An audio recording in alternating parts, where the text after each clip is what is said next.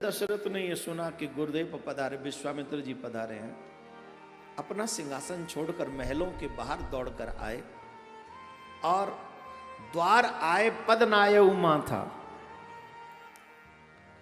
बाहर आकर प्रणाम किया, चरण पखार उनके चरण प्रक्षालन किए, कीन बहु पूजा और कहने लगे मो समाज धन्य नहीं दूजा। मेरे समान कौन भाग्यशाली होगा जिनके यहां आप जैसा तपनिष्ठ संत पधारे। बहुत तरह से उनकी सेवा करी, बहुत मगन हुए। जब घर में कोई संत आए तो सबसे पहला एक काम करना चाहिए, उनका पूजा सत्कार करे और साथ में अपने बच्चों से कहे कि जाके प्रणाम करो और महात्माओं का आशीर्वाद बच्चों को दिलवाओ। कोई भी श्रेष्ठ संत व्यक्तित्व, कोई आत्मा हमारे यहाँ पधारे, बच्चों का ये स्वाभाविक कर्म हो कि वो जाकर प्रणाम करे, उनको आशीर्वाद मिले।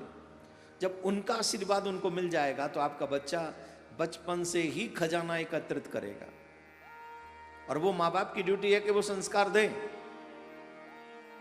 उन्हें बताएं ऐसा करो। बचपन से ही प्रणाम करवाओगे तो जिंदगी भर प्रणाम करेंगे। और बचपन से जब बच्चे की उंगली पकड़कर आप सत्संग नहीं ले जाओगे और 15 साल का 20 साल का हो जाए और फिर कहो जाके प्रणाम करो, काय को प्रणाम करूं कि मैं होमवर्क करूं? आप कहते हो अच्छे मार्क्स लाने, अब मैं पढ़ूं कि खामखा अपना टाइम खराब करूं? अब बताइए, मार्क्स जरूरी है कि प्रणाम जरूरी है उस बच्चे के लिए? जोर से बोलिए। हैं? तुम कह रहे हो प्रणाम क्योंकि राम कथा सुन रहे हो। इंग्लिश मीडियम वाले स्कूल वाले बच्चे से पूछो भाई क्या चाहिए, अरे बोले महाराज प्रणाम प्रणाम, बहुत लोग आते हैं आजकल, पढ़ लिख के कुछ बन जाओ। लेकिन बचपन से सिखाओगे गुण तो बच्चों में अपने आप गुण आ जाएगा। बचपन से आप ही को सिखाना। महाराज चक्रवर्ती दशरथ के पास किस चीज की कमी थी? उन्होंने, और फिर किसको? जगतपति को, भगवान श्री राम को कहा कि चलो संत को प्रणाम करो। और भगवान श्री राम सहित तीनों भाइयों ने भी उनके गुरुदेव के चरणों में प्रणाम किया। भय मगन देखत मुख शोभा, जनु चकोर पूरन ससीलो।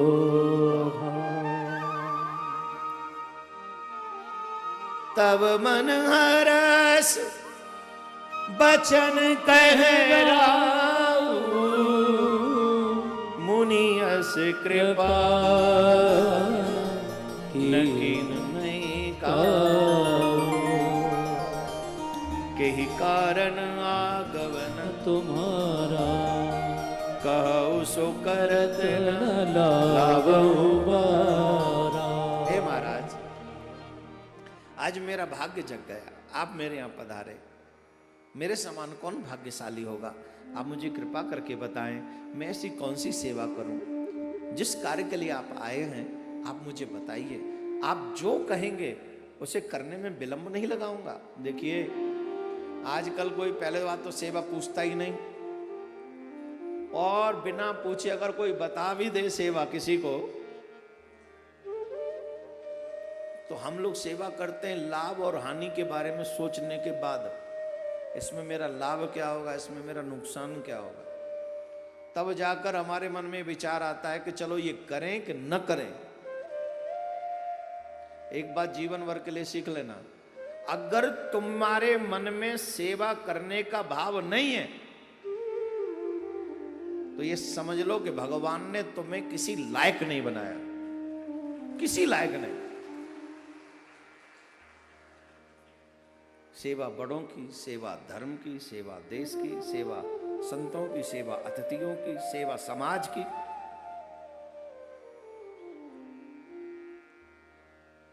अगर तुम सेवा न कर सको तो समझना भगवान ने तो, अरे सेवा में लाभ नुकसान क्या? सेवा में नुकसान होता ही नहीं, सेवा में तो लाभ ही लाभ है। जो सेवा करता है वही आगे बढ़ता है, बढ़ता ही जाता है।